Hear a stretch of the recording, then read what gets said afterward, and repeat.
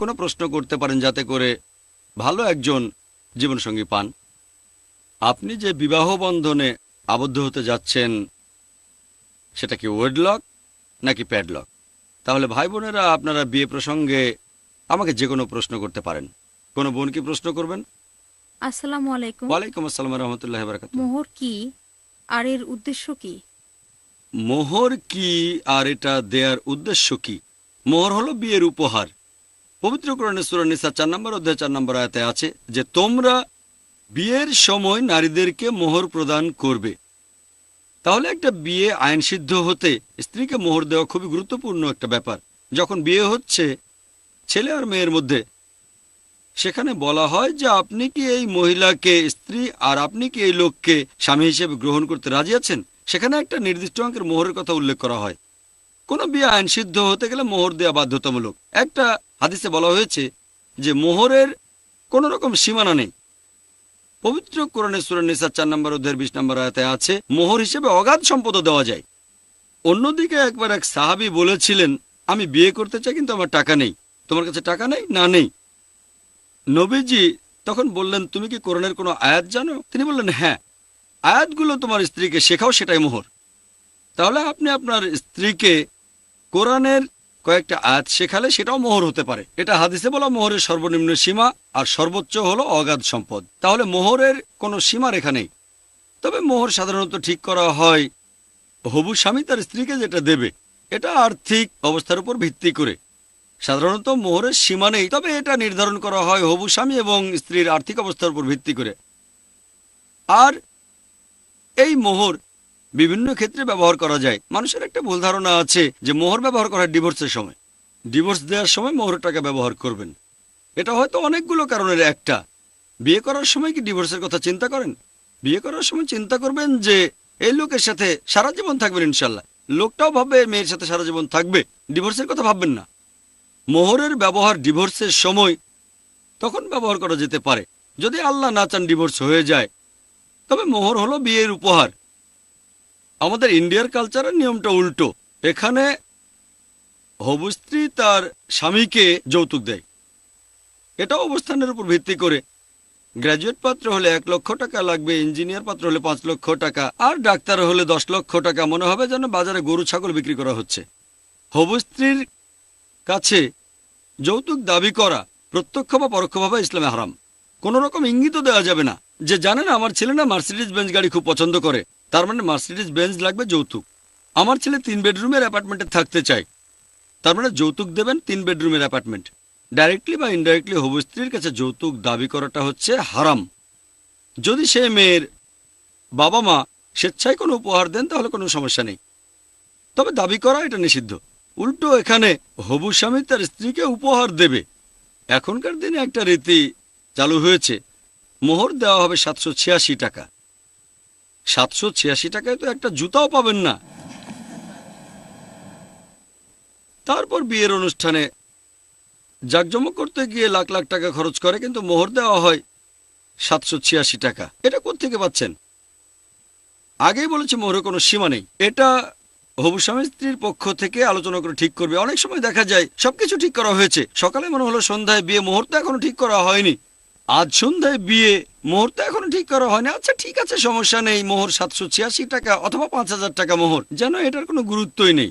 আসলে মোহর নির্ধারণ করা হয় হবু স্বামী স্ত্রীর আর্থিক অবস্থার উপর ভিত্তি করে, তাদের ধন সম্পদের উপর ভিত্তি করে। হতে পারে সেটা অগাধ সম্পদ, অথবা হতে পারে কোরআনের কয়েকটা আয়াত। এখানে দাবি করা হয় এই পরিমাণ মোহর চাই। হবু স্বামী বলতে পারে আপনি 1 লক্ষ টাকা চেয়েছেন, আমি তো এত দিতে পারবো না। তাহলে হয় মোহর কমাবে, নয়তো দুজনেই তখন নতুন পাত্রপাত্রী খুঁজবে। এখানে আপোষ হতে পারে, দর কষাকষি হতে পারে, কোনো সমস্যা নেই। তবে এই মোহর অনেক কাজে ব্যবহার করা যায়। হয়তো বা সেই মেয়েটা গরিব, সে ভাবতে পারে যে আমি মোহর হিসেবে 50,000 টাকা চেয়েছি, টাকাটা আমার বাবা মাকে উপহার দেব। তারা আমাকে বড় করতে গিয়ে অনেক কষ্ট করেছেন, অনেক টাকা খরচ করেছেন, এই টাকাটা তাদের উপহার দেব। উদাহরণ, সে টাকাটা রেখে দিতে পারে ছেলে মেয়েদের জন্য যখন বড় হবে। টাকাটা কোনো ব্যবসায় ইনভেস্ট করতে পারে, সেখান থেকে যা পাবে সেটাও খরচ করতে পারে। এই মোহরের একমাত্র মালিক সে নিজেই। আর মোহর দেয়া যাবে 3 উপায়ে। প্রথমটা হচ্ছে নির্ধারিত মোহরের পুরো টাকাটাই আপনি বিয়ের সময় দিয়ে দেবেন। দ্বিতীয় হচ্ছে দেরি করলেন, বললেন টাকাটা পরে দেব, তবে যখন বলেছেন পরে দেবেন তখন দিতেই হবে। যদি স্বামী মারা যায়, প্রথমে মোহরের টাকা তার সম্পদ থেকে বাদ দেওয়া হয়, তারপর বাকি টাকাটা তার অংশীদারদের মধ্যে ভাগ করা হয়। তৃতীয় হলো কিছু অংশ বিয়ের সময় দিলেন আর কিছু অংশ পরে দিলেন। এই 3 উপায়ে মোহর দেয়া যাবে। মোহর বিভিন্ন কাজে ব্যবহার করা যায়, তার মধ্যে একটা ব্যবহার হচ্ছে আল্লাহ না চান যদি ডিভোর্স হয়ে যায় তাহলে স্ত্রীর কাজে লাগবে। এটা হলো অনেকগুলো কাজের মধ্যে একটা ব্যবহার। আশা করি উত্তরটা পেয়েছেন। আসসালামু আলাইকুম। ওয়ালাইকুম আসসালাম রহমতুল্লাহ বারকাতুহ। আমার প্রশ্নটা হলো, ধরেন কোনো মহিলার সন্তান ধারণে অক্ষম, তারা কি সন্তান দত্তক নিতে পারবে? আর সেই সন্তানকে তাদের নিজেদের নাম দিতে পারবে যদি তারা সেই শিশুর আসল বাবার নাম না জানতে পারে? বোন প্রশ্ন করলেন যে কোনো মহিলা সন্তান জন্ম দিতে না পারলে কি তিনি দত্তক নিতে পারবেন? সেই সন্তানের কি নাম দিতে পারবেন? যদি সন্তান না হয়, তারা দত্তক নিতে চান, বাবা মার ভালোবাসা দিতে চান, কোনো সমস্যা নেই, তবে আইনগতভাবে পারবেন না, আইনগতভাবে নাম দিতে পারবেন না। কারণ ইসলাম অনুযায়ী সেই শিশুর বাবা মা যারা আছেন তারাই থাকবেন, আপনি নাম দিতে পারবেন না। শিশুটাকে ভুল বোঝাবেন না। রোজ কিয়ামতের দিন সবাইকে পুনরুত্থিত করার পর তাদের বাবার নাম ধরে ডাকা হবে, তাকে আপনার পদবি দিতে পারবেন না। হ্যাঁ, সে আপনাকে মা বলে ডাকবে, সমস্যা নেই, আপনি তাকে ছেলে বলে ডাকবেন, সমস্যা নেই, অথবা বেটি বলে ডাকবেন, সমস্যা নেই, তবে তার নামটা এমন হবে না যে বিনতে অমুক তমুক অথবা ইবনে অমুক তমুক। যদি না জানেন তাহলে জানেন না, বলবেন আপনি জানেন না, তবে আপনারা নাম দেবেন না। তাদের মায়ের ভালোবাসা দেবেন, বাবার ভালোবাসা দেবেন, বেটা বেটি বলে ডাকেন, সমস্যা নেই, তারা মা বাবা বলুক, সমস্যা নেই, তবে আইনগতভাবে আপনারা নাম দিতে পারবেন না। সেই শিশুকে বলেন আমরা তোমার আসল বাবা মা নই। এমনটা করার বেশ কিছু কারণ আছে। হয়তো এখন সন্তান নেই তাই দত্তক নিচ্ছেন, কালকে আপনার সন্তান হলো, তখন সম্ভাবনা তো আছে। শিশুটাকে তো বলতে পারবেন না। ধরেন একটা মেয়েকে দত্তক নিলেন, তারপর একটা ছেলে হলো, তারা দুজনে তো নামাহারাম, তারা ভাই বোনের মতো ব্যবহার করবে না, তাদেরকে পরে জানাতে হবে। এছাড়া ধরেন যখন আপনার বয়স হয়ে যাবে, আপনার কোনো সন্তান নেই, স্বামী মারা গেল, আপনি যে শিশুটিকে দত্তক নিয়েছেন, যে ছেলেকে দত্তক নিয়েছেন আপনার সন্তান, স্বামী মারা গেল, আপনার ছেলে থাকলে 8 ভাগের 1 ভাগ সম্পত্তি পাবেন, ছেলে না থাকলে 4 ভাগের 1 ভাগ। ধরেন দত্তক নিলেন আর স্বামী মারা গেল, আপনি 4 ভাগের 1 ভাগ সম্পত্তি পাবেন, কারণ সন্তান নেই। আইনগতভাবে দত্তক নিলে আপনি পাবেন 8 ভাগের 1 ভাগ। আপনার সাথে অবিচার হবে। আপনার স্বামী যদি কাউকে সম্পদ দিতে চান, এক্ষেত্রে ইসলামে অনুমতি দিয়েছে যে অংশীদার বাদে অন্য কাউকে সম্পদ দিতে চাইলে তাকে সর্বোচ্চ 1/3 দিতে পারেন। দত্তক নেন, নিজের নাম দেবেন না, তারপরে যদি তাকে সম্পত্তির অংশ দিতে চান 1%, 5%, 10%, সর্বোচ্চ 33% দিতে পারেন। ইসলামে অনুমতি আছে। এখানে অনেক নিয়ম আছে, হিজাব মানতে হবে। যেমন কোনো মেয়েকে দত্তক নিলেন, সে বড় হলে আপনার স্বামীর সামনে হিজাব পালন করবে, এগুলো মানতে হবে। আর বলাটা খুব গুরুত্বপূর্ণ যে তুমি আসলে আমাদের সন্তান নও, তারপরও তোমাকে সন্তানের মতোই দেখি। আশা করি আপনার উত্তরটা পেয়েছেন। আর কোনো প্রশ্ন করবেন? আসসালামু আলাইকুম। ওয়ালাইকুম আসসালাম রহমতুল্লাহ। ধরেন কোনো মহিলা বিয়ে করতে আগ্রহী আর সে চাচ্ছে তার স্বামী যেন একই পেশায় হয়, অবশ্য গুণটাকে সবার উপরে রেখেছে। দ্বিতীয় মানদণ্ড হলো একই পেশা, যাতে করে তাদের দাম্পত্য জীবনটা ভালো কাটে। কারণ তারা যদি একই পেশায় নিযুক্ত থাকেন তাহলে তারা একে অন্যকে ভালো করে বুঝতে পারবে।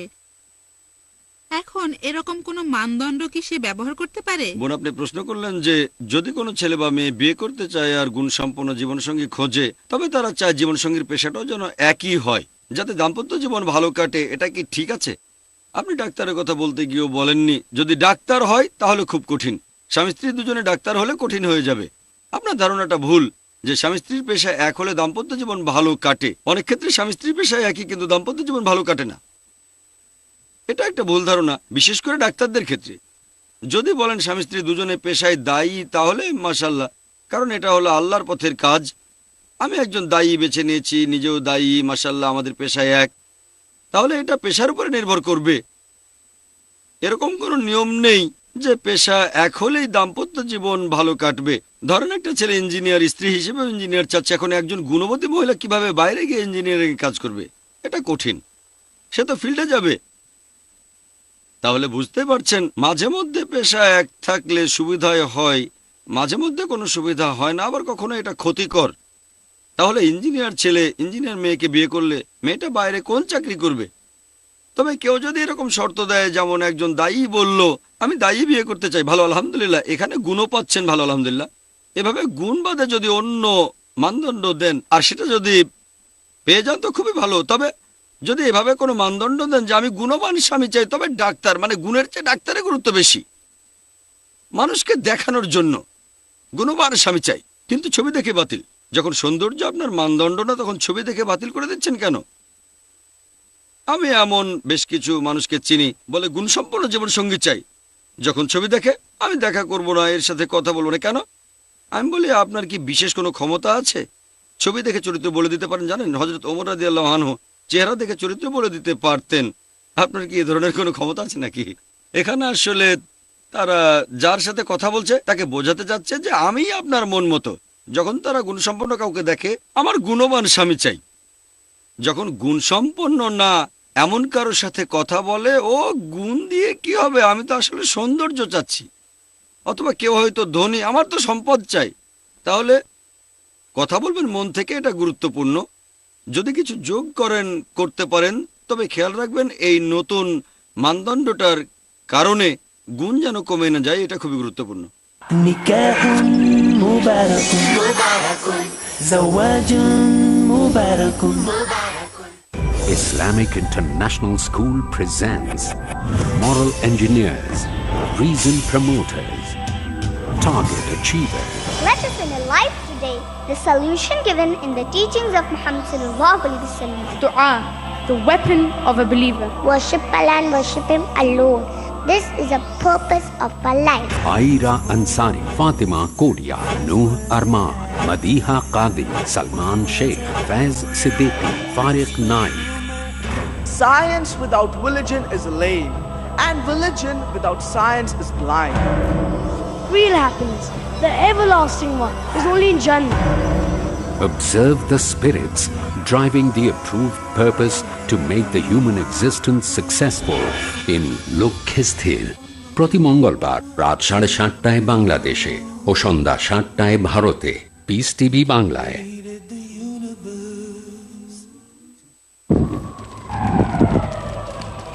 Dialogue. Discussion. Debate. Rebuttal. Conclusion. Eliminate misconceptions about religion. Get enlightened. Witness Dr. Zakir Naik in a battle of words. দেখুন সম্মুখ সমরে প্রতি বৃহস্পতিবার রাত 9টায় বাংলাদেশে ও রাত 8:30টায় ভারতে, পিস টিভি বাংলায়। যখন চলছিল মানবতা বিরোধী কাজ, সমাজের ভিতরে যখন বিভ্রান্তদের চলছিল রাজ, তখন কার শাসন মিটিয়ে দিল অন্ধকার, কার আদর্শ জীবনকে করে দিল আলোকিত। কে অনেক জীবনকে আলোকিত করে করল মানবতার উপকার। জানার জন্য দেখুন পিস টিভির অনুষ্ঠান আল কোরআনের আলো। পরবর্তী অনুষ্ঠান পিস টিভি বাংলায়। نكاح مبارك زواج مبارك আর কোনো বোনকে প্রশ্ন করবেন? আসসালামু আলাইকুম। ওয়ালাইকুম আসসালাম ওয়া রাহমাতুল্লাহি ওয়া বারাকাতুহু। যদি স্ত্রী শয্যাশায়ী হয়, মানে যদি কারো অসুস্থ, স্ত্রী শয্যাশায়ী হয়, আর সে যদি স্বামীর চাহিদাগুলো পূরণ করতে না পারে, তখন স্বামী দ্বিতীয় বিয়ে করতে পারে। অন্যদিকে স্বামী অসুস্থ আর স্ত্রীর চাহিদা পূরণ করতে পারে না, তখন সেই স্ত্রী কি করতে পারে? বোন খুব সুন্দর প্রশ্ন করেছেন। যদি কারো স্ত্রী শয্যাশায়ী হয়, যদি স্ত্রী দায়িত্ব পালন করতে না পারে, চাহিদা মেটাতে না পারে, তখন স্বামী আরেকজন মহিলাকে বিয়ে করতে পারেন। তবে এর উল্টোটা, যদি স্বামী শয্যাশায়ী হয়, স্ত্রী নতুন স্বামী গ্রহণ করতে পারবে না। কেন? খুব সুন্দর প্রশ্ন। 1 নম্বর পয়েন্ট, স্ত্রী যদি শয্যাশায়ী হয়, স্বামী যেটা করতে পারে তাকে ডিভোর্স দিয়ে আরেকটা বিয়ে করবে, অথবা সে থাকলো আরেকটা নতুন বিয়ে করলো। এখানে সবাই বলবে যে দ্বিতীয় অপশনটা বেশি ভালো, যে প্রথম স্ত্রী সে থাকলো, সেও এখানে সুবিচার পাবে। সময় দিতে হবে, বলতে পারবে না আমার সময় নেই, আর নতুন বিয়ে করলেন। অন্যদিকে যদি স্বামী শয্যাশায়ী হয়ে পড়ে থাকে, যদি স্বামীর দায়িত্ব পালন করতে না পারে, চাহিদা মেটাতে না পারে, এখানে স্ত্রী যেটা করতে পারেন, হয় তিনি স্বামীর সাথেই থাকবেন, নয়তো ডিভোর্স দেবেন। কেন? যদি তিনি ডিভোর্স না দিয়ে নতুন কাউকে বিয়ে করলেন আর প্রথম স্বামীও থাকলো, গ্যারান্টি দিতে পারবেন না যে প্রথম স্বামী সুস্থ হবে না। সুস্থ করবেন আল্লাহ তাআলা। যদি কালই সুস্থ হয়ে যায় তাহলে? এরকম অবস্থা হলে তখন কি হবে? সমস্যা। তাই অপশন হলো হয় স্বামীর সাথেই থাকবেন, নিজের চাহিদা ত্যাগ করেন, অথবা ডিভোর্স দেন। কারণ যদি একজন শয্যাশায়ী পুরুষকে ডিভোর্স দেন, সে আরেকজন স্ত্রী পেতে পারে। কিন্তু যদি শয্যাশায়ী মহিলাকে ডিভোর্স দেন, তার জন্য নতুন স্বামী পাওয়া খুবই কঠিন। এটা মহিলাদের রক্ষা করছে, মহিলাদের জন্য ভালো। যদি কোনো মহিলা মনে করে শয্যাশায়ী স্বামীর সাথে থাকতে পারবে না, সে ডিভোর্স নিতে চায়, তখন সে নেবে নিকায় ফাস্ক। যদি সে বলে না আমি সওয়াব পেতে চাই, আমার স্বামীর সাথে থাকবো, আমি অন্য চাহিদাগুলো ত্যাগ করব যাতে করে আমি জান্নাতে যেতে পারি, আলহামদুলিল্লাহ। যদি সে বলে আমি আর পারছি না, আমারও সীমাবদ্ধতা আছে, তখন ডিভোর্স দেওয়ার অনুমতি আছে।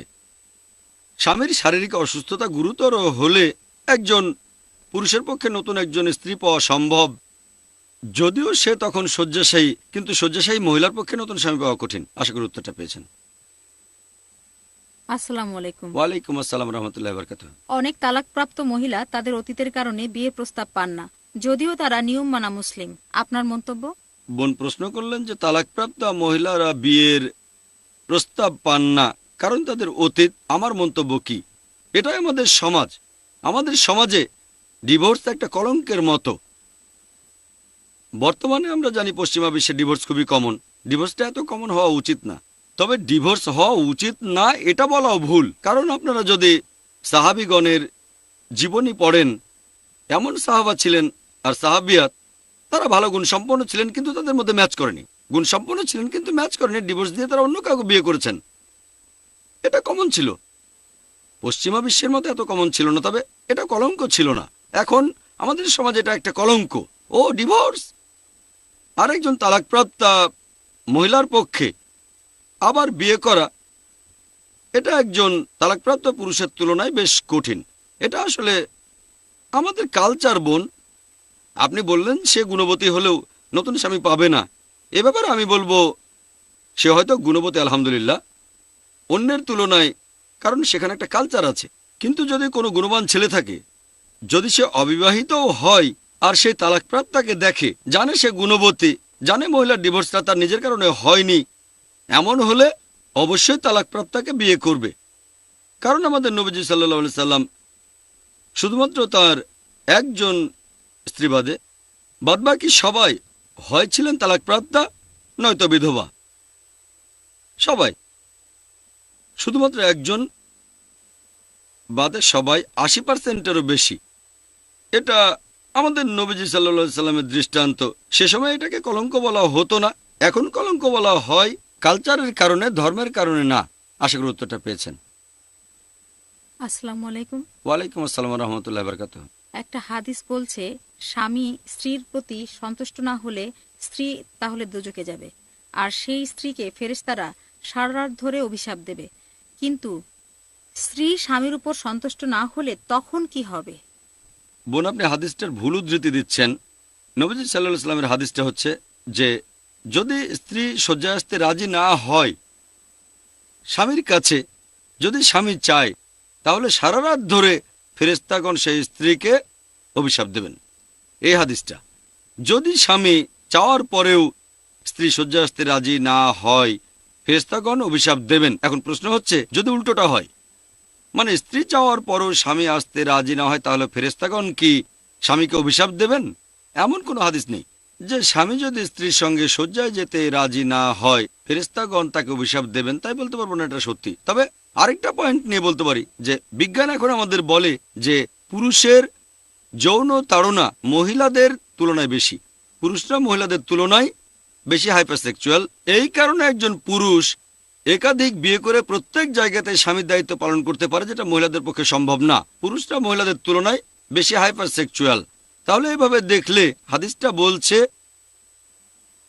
একজন পুরুষ যদি তার চাহিদা মেটাতে চায়, তার স্ত্রী যদি রাজি না হয়, তাহলে ফেরেশতাগণ অভিশাপ দেবেন। আমি এই হাদিসটার সঙ্গে একমত। কারণ স্বামী যদি স্ত্রীর কাছ থেকে চাহিদা মেটাতে না পারে তাহলে সে কোথায় যাবে? পুরুষরা বেশি হাইপার সেক্সুয়াল, আর নিজেকে নিয়ন্ত্রণ করাটা একটা মহিলার তুলনায় পুরুষের বেশ কঠিন। এখন যদি উল্টো ঘটনা ঘটে যে স্ত্রী স্বামীর কাছে চাহিদা মেটাতে চাচ্ছে, স্বামী রাজি হচ্ছে না, কোনো হাদিস বলছে না তাকে অভিশাপ দেওয়া হবে, তবে আরেকটা হাদিস বলছে যে সেরা মুমিন হলো সে যে তার পরিবার এবং স্ত্রীর সাথে ভালো ব্যবহার করে। তার মানে এই লোক ভালো মুমিন না। এছাড়াও নবীজির আরেকটা হাদিসে আছে, যখন তোমার স্ত্রীর সাথে সময় কাটাচ্ছ, তাকে সময় দিচ্ছ, সেটাও পরোপকার। সাহাবাগণ বললেন, ইয়া রাসূলুল্লাহ, এটার মানে কি? স্ত্রীর সঙ্গে সময় কাটানোটাও পরোপকার? নবীজি বললেন, কারণ এ সময়ে তুমি কোনো হারাম কিছু করছো না। যে তোমার স্ত্রী না এমন কারোর সাথে সম্পর্ক স্থাপন করা, বিয়ে ছাড়া শারীরিক সম্পর্ক স্থাপন করাটা হারাম। যেহেতু কোনো হারাম কাজ করছো না, তাই পরোপকার। দেখেন তাহলে সব পাওয়াটা কত সোজা। স্ত্রীর সঙ্গে শারীরিক সম্পর্ক স্থাপন করলে স্বামী স্ত্রী দুজনেই সওয়াব পাবেন। এখনকার দিনে সেক্সকে দেখা যায় দুই ভাবে। একটা হচ্ছে একেবারে ফ্রি সেক্স, সবকিছু চলে, সমস্যা নেই, সবাই আসতে পারে, সমস্যা নেই, ফ্রি সেক্স, রজনীশ সি বিচে ঘুরে বেড়াবেন ফ্রি। অন্য আরেক দিকে ধার্মিক মানে নো সেক্স, সন্ন্যাসী হতে হবে। নান, সাধুরা হিমালয়ের গুহায় যান, এটাও সম্ভব না। ইসলাম ধর্মে রয়েছে এই দুইয়ের মাঝামাঝি। এটা শরীরের পাশাপাশি আত্মারও যত্ন নেয়। এজন্যই আমাদের নবীজি বলেছেন জীবন সঙ্গীর সাথে শারীরিক সম্পর্ক স্থাপন করাটাও পরোপকার। চিন্তা করেন, গরিব লোকও উপকার করতে পারে। আশা করি বোন আপনার উত্তরটা আপনি পেয়েছেন। আসসালামু আলাইকুম। ওয়ালাইকুম আসসালাম ওয়া রাহমাতুল্লাহি ওয়া বারাকাতুহু। একটা মেয়ের খুব অল্প বয়সে বিয়ে হয়েছিল, আর কিছুদিন পরেই তার ডিভোর্স হয়ে যায়। এই ব্যাপারে সে এত বেশি আঘাত পেয়েছিল যে সে আবার নতুন করে বিয়ে করার সাহস পাচ্ছে না। তবে বলা হয় যে বিয়ে করা ফরজ। দ্বিতীয় বিয়ের ক্ষেত্রে কি হবে? আমরা এইরকম জানি যে বিয়ে করার আগে আপনি থাকবেন অর্ধেক মুসলিম, আর বিয়ে করলে পূর্ণাঙ্গ মুসলিম হবেন। এখন দ্বিতীয় বিয়ে করা, এই সম্পর্কে ইসলাম ধর্ম কি বলে? বোন আপনি প্রশ্ন করলেন যে একজন মেয়ের বিয়ে হয়েছিল, কম বয়সে ডিভোর্স হয়ে যায়, আবার বিয়ে করা বাধ্যতামূলক কিনা। আপনি আরো বললেন বিয়ে করলে পুরো মুসলিম, না করলে অর্ধেক। আপনি নবীজির একটা হাদিসের কথা বলছেন যে বিয়ে অর্ধেক দিন পূরণ করে। তার মানে এই না দুটো বিয়ে করলে সম্পূর্ণ দিন পূরণ হবে। এই হাদিসটা আপনি বললেন বিয়ে করলে অর্ধেক, না করলে পুরো, এটা ঠিক না। নবীজি বলছেন বিয়ে অর্ধেক দিন পূরণ করে। নবীজি বোঝাতে চেয়েছেন বিয়ে রক্ষা করবে উশৃঙ্খলা থেকে, অবাধ যৌনাচার আর ব্যভিচার থেকে। বিয়ে করলে আপনি বাবা অথবা মা হওয়ার সুযোগ পাবেন। বিয়ে করলে স্বামী বা স্ত্রীর দায়িত্ব পালন করার সুযোগ পাবেন। ইসলামে এটা গুরুত্বপূর্ণ। তাহলে বিয়ে একবার বা দুইবার করেন, তাতে অর্ধেক দিনই পূরণ হবে। এবারে আপনার প্রশ্নটাতে আসি। একটা মেয়ের বিয়ে হয়েছিল আর বেশ কম বয়সে তার ডিভোর্স হয়েছিল। এখন সে আর বিয়ে করতে চায় না। তার কি এখন বিয়ে করা উচিত? যদি বয়স কম থাকে তাহলে বিয়ে করা উচিত, সেটাই ভালো। তবে তার মনে যদি ভয় থাকে, কোনো রকম মানসিক প্রভাব, এরকম বিভিন্ন সমস্যার, সে যদি বিয়ে না করে, এই অবস্থায় তার বিয়ে করাই ভালো। গুরুজনেরা, বাবা মা, ভাই বোন তাকে বোঝাতে পারে, তার জন্য পাত্রের খোঁজ করতে পারে। তবে যদি তার মানসিক অবস্থা আগের মতোই থাকে, আর যদি মেডিকেল কারণে বিয়ে করতে না পারে, তাহলে ইনশাল্লাহ আল্লাহ মেনে নেবেন। তবে যদি তার বয়স থাকে তাহলে বিয়ে করলেই ভালো। যদি বেশি বয়সে ডিভোর্স হয়, এমন ক্ষেত্রে বিয়ে না করলে কোনো সমস্যা নেই। তবে কম বয়সে ডিভোর্স হয়ে থাকলে এখন তার বিয়ে করা উচিত। আশা করি উত্তরটা পেয়েছেন। অনুষ্ঠান এখানেই শেষ করছি, আর আল্লাহর কাছে দোয়া করছি তিনি যেন পথ নির্দেশ দেন, যাতে করে কোরআন এবং সুন্নাহর কাছাকাছি আমরা থাকতে পারি। ওয়া আখির দাওয়ানা আলহামদুলিল্লাহি রাব্বিল আলামিন।